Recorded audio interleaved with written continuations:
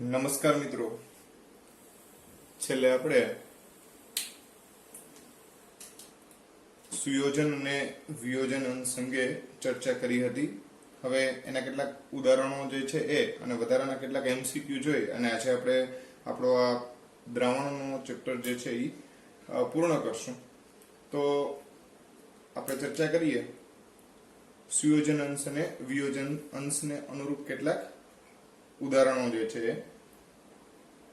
જો વંટ ઓફ અવયવ 2.4 હોય તો CaCO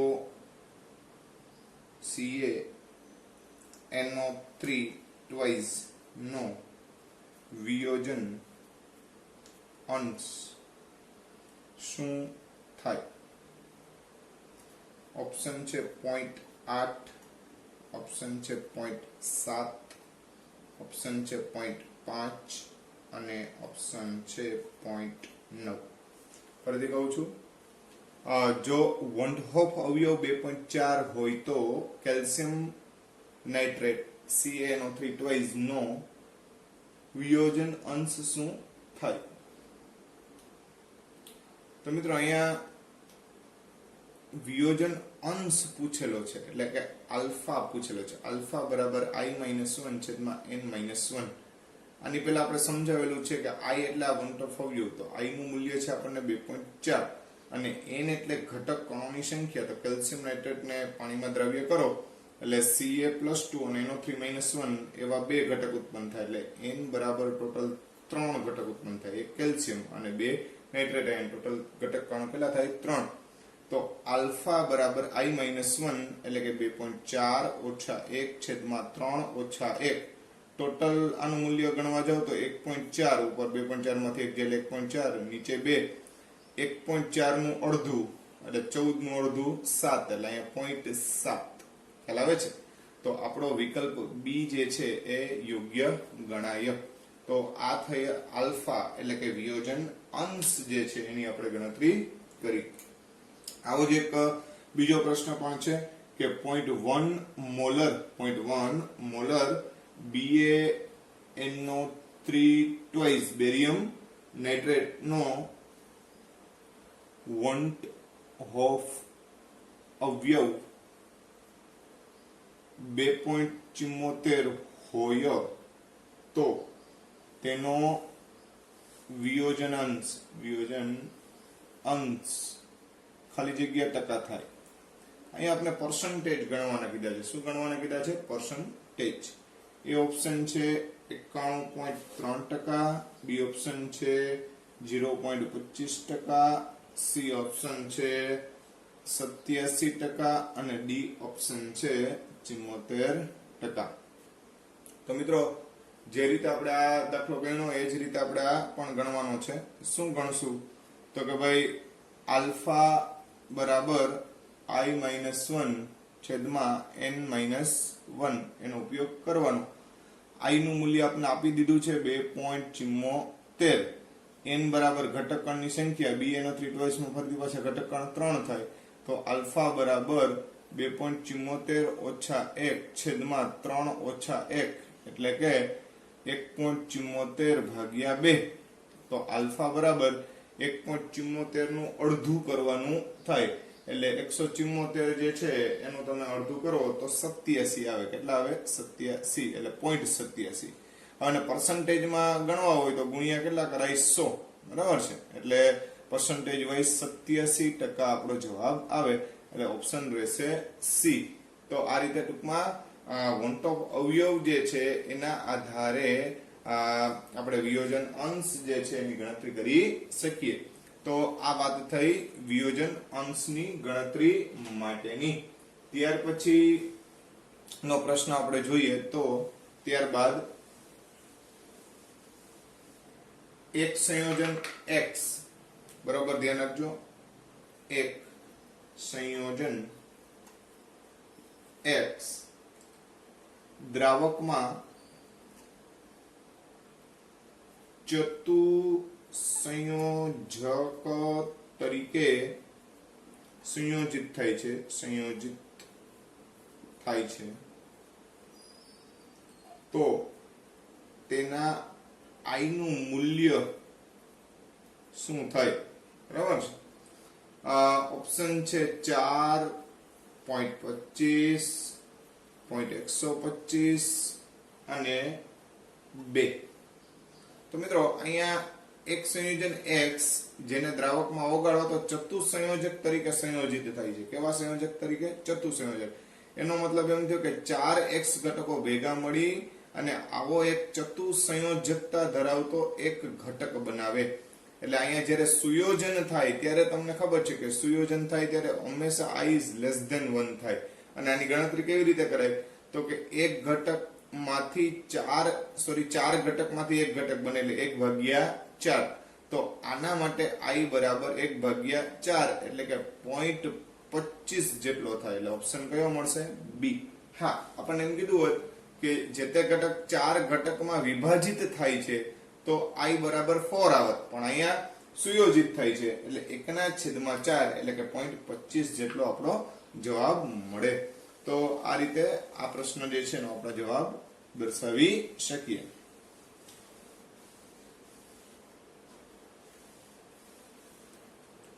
ત્યાર પછીના પ્રશ્નની જો ચર્ચા કરવા જઈએ તો બેન્ઝીન દ્રાવકમાં એસિટિક એસિડ નો આભાસી અણુભાર શું થશે એવો આપણે પ્રશ્ન પૂછવામાં આવ્યો છે. બરાબર. ઓપ્શન આપ્યા છે 30, 60, 120, 180. બેન્ઝીન દ્રાવકમાં એસિટિક એસિડ નો આભાસી અણુભાર શું થશે એવો આપણને પ્રશ્ન પૂછેલો છે. તો મિત્રો તમને આની પહેલા આપણે સમજાવેલું હતું. એસિટિક એસિડ એટલે CH3COOH. એસિટિક એસિડ સુયોજન પામે. બરાબર છે. સુયોજિત થાય ત્યારે આના બે ઘટક કણો એકબીજા સાથે H બંધથી જોડાય. હવે જ્યારે H બંધથી બે ઘટકો જોડાય ત્યારે અણુભાર હોય એના કરતા ખરેખર ડબલ મળે, જેને આપણે આભાસી કહેતા હતા. યાદ કરો. બરાબર છે. તો આવા સંજોગોમાં એસિટિક એસિડ નો અણુભાર CH3COOH એટલે C2H4O2 12 24 + 4 + 32 એટલે ટોટલ 60 છે. એની જગ્યાએ એનાથી ડબલ મળશે એટલે કે 120 જેટલો મળે. કેટલો મળે? 120. આ સાચો અણુભાર છે, પરંતુ આભાસી પૂછ્યો છે. આભાસી એટલે એના કરતા બમણો મળે અને કેટલો મળે? 120 જેટલો આપણને પ્રાપ્ત થાય, કેમ કે બે ઘટકો એકબીજા જોડાય છે. તો આ રીતે ટૂંકમાં ધ્યાનમાં રાખજો. ત્યારબાદ 0.004 મોલર Na2SO4 અને 0.01 મોલર ગ્લુકોઝ સમઅભિસારી છે. સમઅભિસારી. ભાઈ મિત્રો, સમઅભિસારી એટલે જેના અભિસરણ દબાણ સમાન હોય એને સમઅભિસારી કહેવાય. તો ગ્લુકોઝ અને Na2SO4 બંને સમઅભિસારી દ્રાવણ છે. બરાબર. તો તેનો એટલે કે કોનો? Na2SO4 નો આલ્ફા ગણો. બરાબર.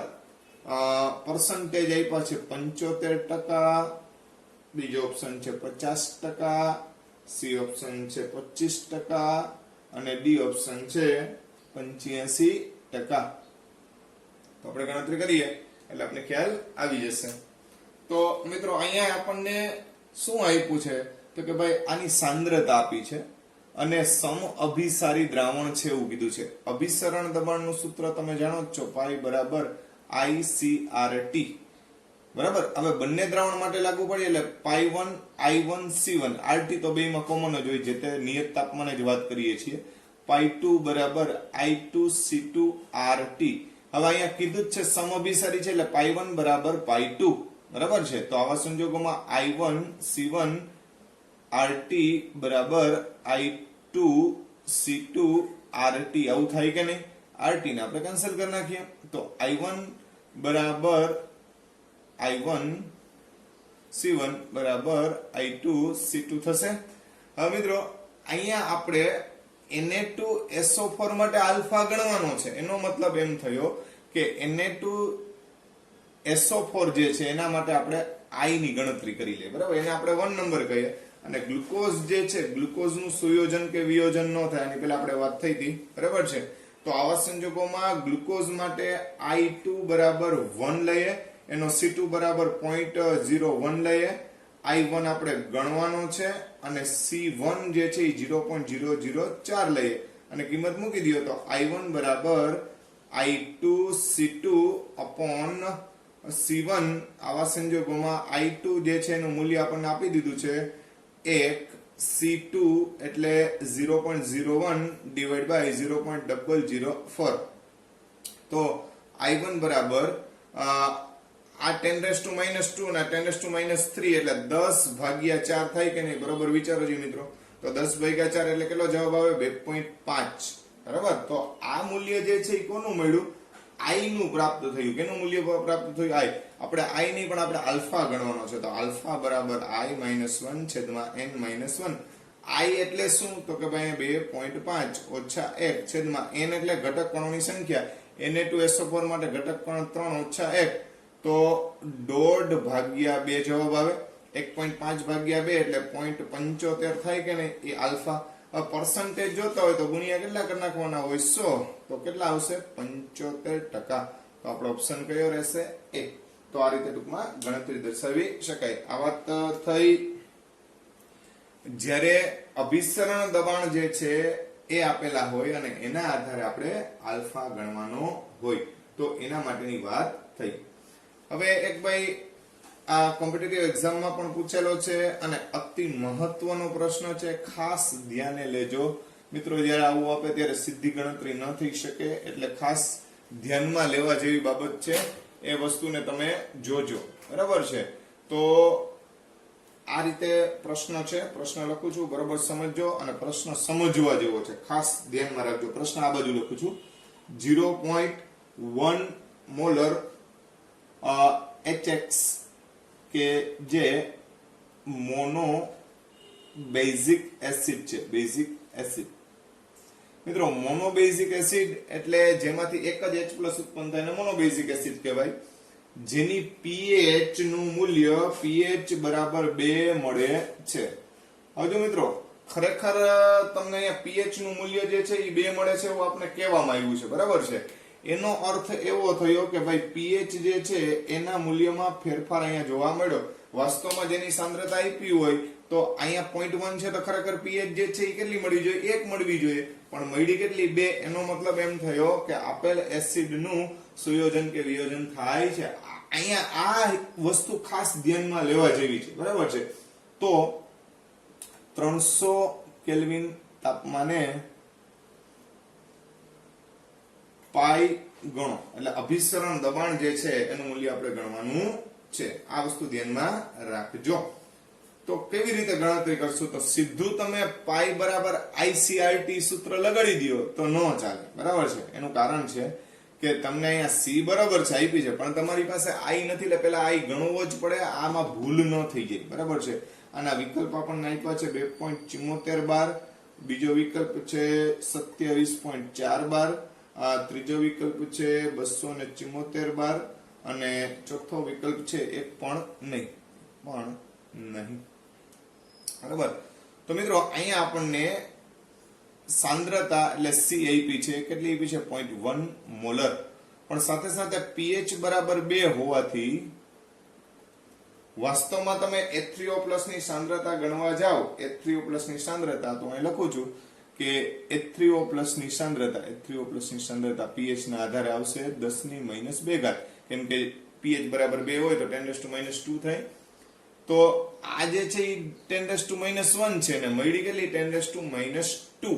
એટલે અહીંયા બરોબર જોવો ને તો તો આની સાપેક્ષમાં તમે આ જુઓ તો અહીંયા બરોબર ધ્યાન રાખજો કે 0.1 મોલર માંથી થઈ ગયું કેટલું 0.01 મોલર, બરાબર છે. તો તમને ખ્યાલ છે મિત્રો આનો આ 10% ભાગ થાય. કેટલા ટકા ભાગ થાય? 10%. ખ્યાલ ન આવે તો આપણે આવું લખી શકીએ કે ભાઈ 0.1 મોલરે 100%, તો 0.01 મોલરે કેટલા ટકા? તો ભાઈ 0.01 ગુણ્યા 100, 0.01 ગુણ્યા 100 ભાગ્યા 0.1, બરાબર છે. હવે આનો તમે ઉકેલ લ્યો તો તમને ખ્યાલ છે કે આ 10⁻², આ 10⁻⁻1 એટલે 10⁻⁻1 વધે તો જવાબ આવે 10. એટલે 10% જેવું ટૂંકમાં આયનીકરણ થયું કહેવાય, બરાબર છે. તો આ જે છે આલ્ફા મળ્યો મિત્રો, અહીંયા આલ્ફા બરાબર 10%, અને 10% એટલે 0.1 મૂલ્ય થાય. પર્સન્ટેજમાં 10%, પણ મૂલ્ય કેમ કે આલ્ફાનું મૂલ્ય મેક્સિમમ 1 હોય, 1 થી કોઈ દી વધે નહીં. આ વસ્તુ ધ્યાનમાં રાખજો. તો અહીંયા આપણે આલ્ફા બરાબર 0.1 નું મૂલ્ય થાય કે નહીં? હવે તમને ખબર જ છે કે આલ્ફા બરાબર i-1 છેદમાં n-1, તો આલ્ફાનું મૂલ્ય છે 0.1. i નું મૂલ્ય જે છે એ આપણે ગોતવાનું છે, ઈ નથી લખી નાખવાનું, બરાબર છે. n કેટલા લેવાના? તો અહીંયા લખ્યું જ છે કે મોનોબેઝિક એસિડ છે એટલે HX માંથી એક H મળે ને એક X મળે એટલે 2 ઘટક ઉત્પન્ન થાય. આવું ધ્યાનમાં રાખવાનું, એટલે જ આ મોનોબેઝિક શબ્દ લખેલો છે. બસ 2 ઓછા 1 એટલે 1, તો આ 1 ગુણ્યા 0.1 એટલે 0.1, તો i-1 બરાબર 0.1. 1 ને ઓલી બાજુ જવા દો તો i બરાબર 1.1. અહીંયા i નું મૂલ્ય મળી ગયું. હવે આપણે સૂત્ર લગાડવાનું પાઈ બરાબર ICRT. i એટલે 1.1, આ વસ્તુ ભૂલાય નહીં. c એટલે 0.1 મોલર જે આપણે આપી જ દેવામાં આવી છે એ. r એટલે 8.314 ગુણ્યા 10⁻², બરાબર, એટલે 0.08314 ગુણ્યા તાપમાન 300, બરાબર. આનો જેવો તમે ગુણાકાર કરશો એટલે આપણને જવાબ જે છે એ મળશે પાઈ બરાબર, આપણી પાસે બધા વિકલ્પો જે છે એ સમાન જ છે, તો એના અનુરૂપ તમે પાઈ ગણવા જાવ તો 2.74 જેવો મળશે. કેટલો જવાબ મળશે? 2.74 બાર. તો આપણો વિકલ્પ એ રહેશે 2.7412. તો આ રીતે ટૂંકમાં મિત્રો ખાસ ધ્યાનમાં રાખજો 0.1 મોલર HX છે જેની pH 2 છે, એટલે આ બે જ્યારે સમાન ન હોય ત્યારે સમજી જવાનું કે આપણો એસિડ જે છે એ કંઈક પ્રમાણમાં વિયોજન પામે છે, જેનો વિયોજન અંશ પહેલા ગણવો પડે, વિયોજન અંશ ઉપરથી i ગણવો પડે અને પછી જ આ ગણી શકાય. ડાયરેક્ટ સીધો પાઈ બરાબર ICRT ના 0.1 ના આધારે ગણવા જાવ તો જવાબ તમને ખોટો મળશે, એટલે ધ્યાનમાં રાખજો, આ વસ્તુ ભૂલાય નહીં. ત્યાર પછી નો પ્રશ્ન જોઈએ આપણે.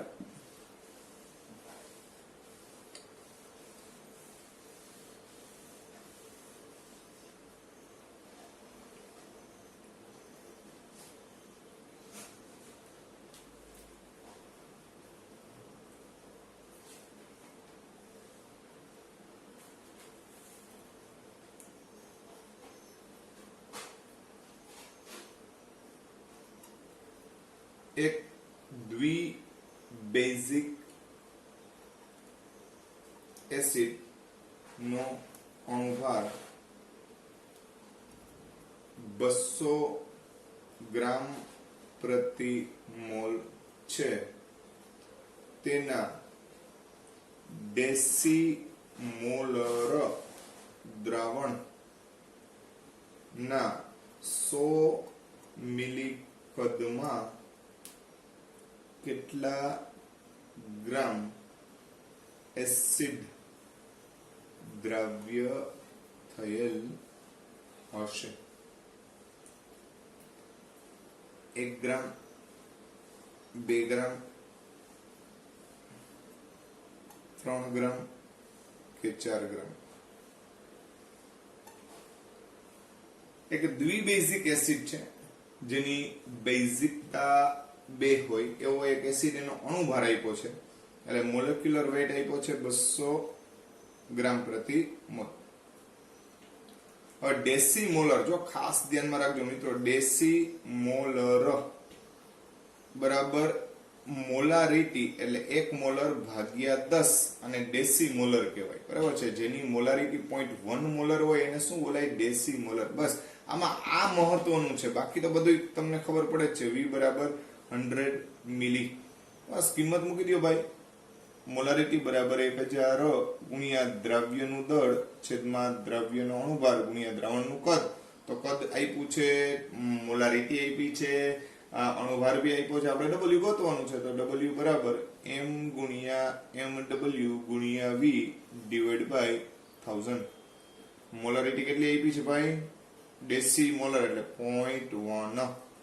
MW મોલેક્યુલર માસ જે છે, અણુવીય દળ કેટલું આપ્યું છે? આપણે પહેલેથી જ આપી દીધું છે, 200 ગુણ્યા કદ 100 છેદમાં 1000. મીંડા ગયા, બરાબર છે. 20 ગુણ્યા 0.1 કેટલા આવશે? તો 2. તો W બરાબર 2 ગ્રામ. એટલે આપણો વિકલ્પ બી જે છે એ સાચો પડે કે ભાઈ 2 ગ્રામ દ્રવ્ય ઘટકની જરૂર પડે. ત્યારબાદ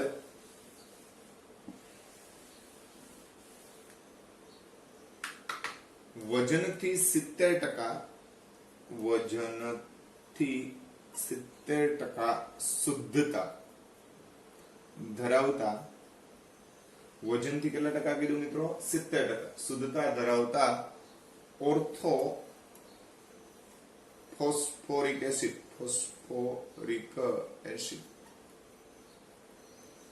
ના દ્રાવણ કે જે ની ઘનતા 1.54 હોય તો તેની નોર્માલિટી ગણો. અહીં આપણે શું ગણવાનું છે? નોર્માલિટી. ઓપ્શન આપ્યા છે આપણે 11 નોર્મલ, 22 નોર્મલ, 33 નોર્મલ અને 44 નોર્મલ. બરાબર. હવે મિત્રો ખાસ ધ્યાનમાં રાખજો, વજનથી 70% શુદ્ધતા ધરાવતા ફોસ્ફોરિક એસિડ H3PO4 જેને ઓર્થોફોસ્ફોરિક એસિડ પણ કહેવાય. ઓર્થો એટલે એક ઘટક હોય તો ઓર્થો કહેવાય, બે હોય તો ડાઈ કહેવાય, બરાબર. જ્યાં હોય તો પોલી કહેવાય. એના ઉપરથી શબ્દ ઓર્થો છે. H3PO4. હવે આના માટે આપણે યાદ હોય તો સંયોજકતા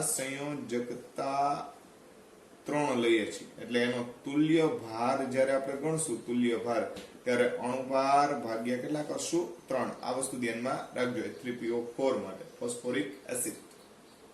હવે અહીંયા વજનથી 70% શુદ્ધતા ધરાવતા ઓર્થોફોસ્ફોરિક એસિડના દ્રાવણની વાત કરી છે. એટલે વજનથી આપ્યું છે, એનો મતલબ એમ થયો કે 1000 ગ્રામ દ્રાવણ લ્યો તમે, આમ તો ખરેખર 100 ગ્રામ, ત્યારે 70 ગ્રામ H3PO4 એમાં દ્રાવ્ય કરેલો છે એવો થાય. તો 1000 ગ્રામ દ્રાવણમાં 1000 ગ્રામ, કેમ કે 1000 ગ્રામ એટલે લઉં છું કે આપણે એનું કદ જે છે ઈઝીલી કાઉન્ટ કરી શકીએ એટલા માટે.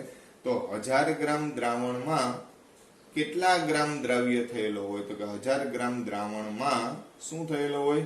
તો કે 700 ગ્રામ H3PO4 હોય, બરાબર. 100 એ 70, તો 1000 એ કેટલો થાય? તો એ તમને કીધું, બરાબર છે. આ 100 એ લ્યો તો ભાઈ ચાલે, એવું નથી કે ન લઈ શકે, બરાબર. દાખલા તરીકે અહીંયા 100 ગ્રામ લ્યો તો અહીંયા 70 ગ્રામ આવે. આનો મતલબ એવો થાય, બરાબર. હવે આ જે છે એ દ્રાવણનું દળ છે, એને આપણે કદમાં ફેરવી નાખીએ, કેમ કે નોર્માલિટીમાં આપણે કદની જરૂર પડે. તો કદ ઘનતા બરાબર દળના છેદમાં કદ.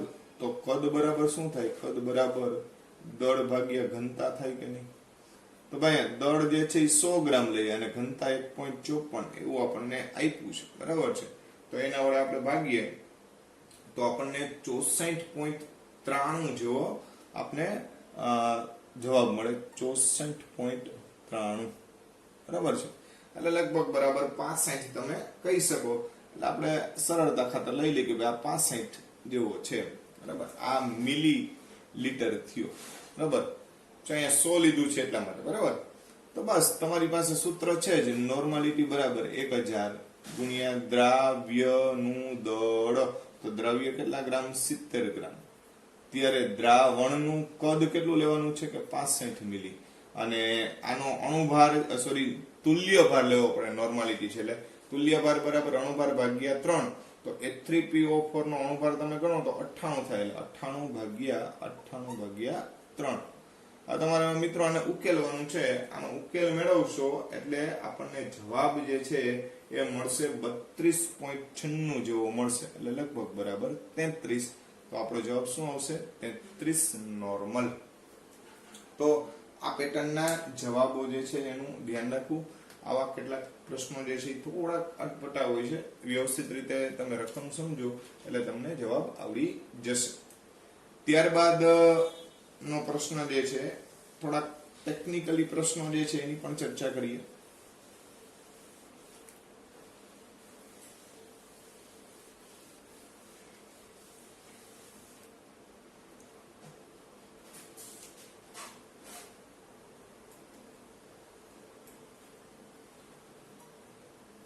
નીચેના એક મોલલ દ્રાવણ પૈકી કયા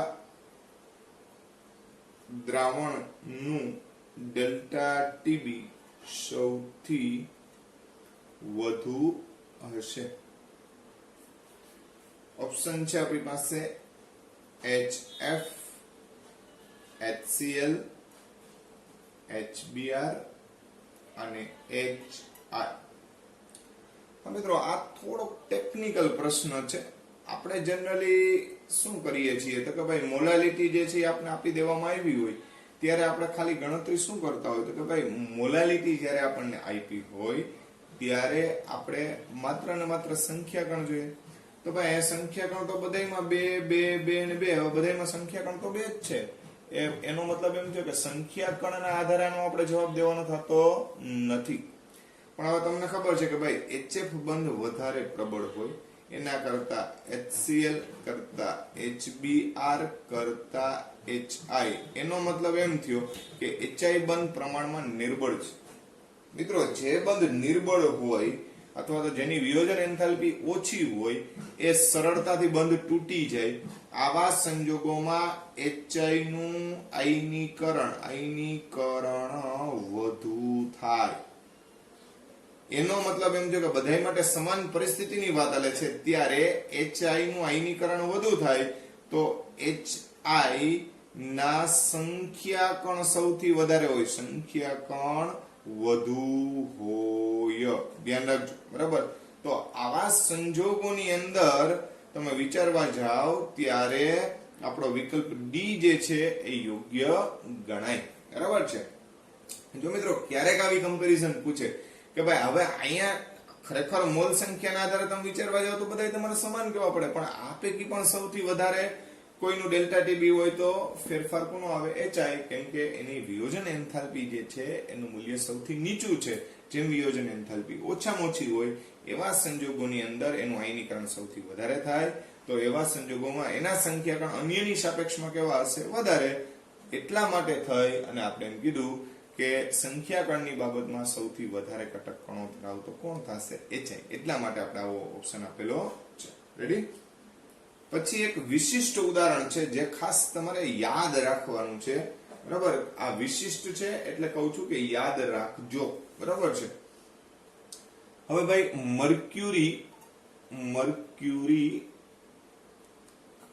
મર્ક્યુરિક આયોડાઇડ જેનું સૂત્ર છે HgI2. આ મર્ક્યુરિક આયોડાઇડ ને પોટેશિયમ આયોડાઇડ ના જલીય દ્રાવણમાં ઉમેરવામાં આવે તો એ ઓપ્શન ઠાર બિંદુ વધે, બી ઓપ્શન ઠાર બિંદુ ઘટે, સી ઓપ્શન ઠાર બિંદુ અચળ રહે અને ડી ઓપ્શન એક પણ નહીં. મિત્રો આ થોડો યાદ રાખવા જેવો પ્રશ્ન છે.